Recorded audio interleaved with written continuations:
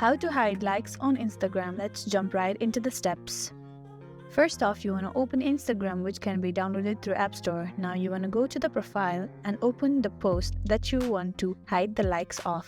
Now to hide the likes, you want to tap on the three dots on the top right corner. Then you want to tap on hide like count. After you do that, you will not be able to see the like count on your post.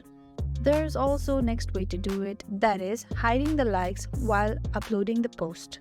To do that, now tap on the plus sign in the middle of bottom. Choose any of the posts that you want to post, then tap on next, which is on the top right corner. Then tap on next again. When you reach this screen, here in the bottom there is advanced settings. Now in the very first there is hide like and view count on this post. Turn it on. By turning it on, you'll be able to hide likes on Instagram post. After you turn it on, go back. Then do the other activities right here like add caption, tag people, add location, add music. Then tap on share. And by doing that, you'll be able to hide likes on Instagram. I really hope this video helped you out. Thank you so much for watching till the end.